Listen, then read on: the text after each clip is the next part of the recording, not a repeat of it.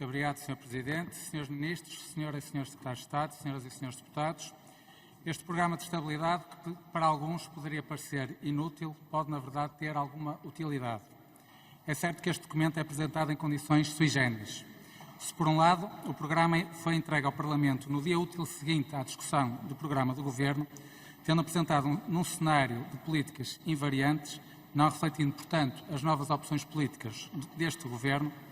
Por outro lado, trata-se do último programa de estabilidade que é apresentado, uma vez que já na próxima semana entram em vigor as novas regras orçamentais europeias, onde a figura do programa de estabilidade desaparece, dando lugar a um plano orçamental estrutural de médio prazo a submeter a Bruxelas até ao final de setembro. Ou seja, aparentemente estamos aqui apenas a cumprir um mero formalismo, mas é um pouco mais do que isso. Uma vez que é apresentado num cenário de políticas invariantes, este documento não deixa de ser um ponto de partida, uma projeção daquilo que aconteceria sem as medidas deste Governo. E o que é que aconteceria se o Governo não implementasse as suas opções políticas? O nosso crescimento económico convergeria até 2028 para uns meros 1,8% ao ano. É por isso que o documento é útil, para nos lembrar do atual ponto de partida. Uma perspectiva de pouquinho crescimento económico, manifestamente inferior ao que o país precisa para sair da causa da Europa, pois com crescimentos destes seríamos novamente ultrapassados pelos países da coesão. Ao contrário do Partido Socialista, que no seu programa eleitoral prevê um crescimento de apenas 2%, nós não nos resignamos e não baixamos os braços quanto ao crescimento da nossa economia. O crescimento potencial para 2028 do programa da AD é de 3,4%, o dobro do previsto no programa de estabilidade, que é de 1,7%.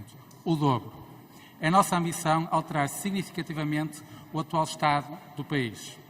Abandonar a governação à vista, sem rumo, sem um desígnio que imperou os últimos anos e adotar uma governação com o foco nas pessoas e a pensar no futuro. Uma das grandes apostas do Governo é precisamente fazer com que a economia cresça, para que com isso o investimento aumente, seja criado mais emprego, tenhamos melhores salários e no final do dia os portugueses tenham uma vida melhor.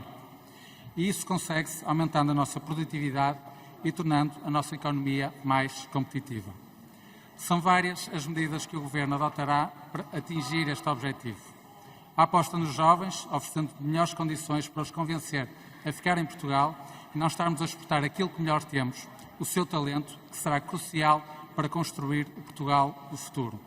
A redução dos impostos às famílias, implementando a redução do IRS, tal como já defendemos desde 2023.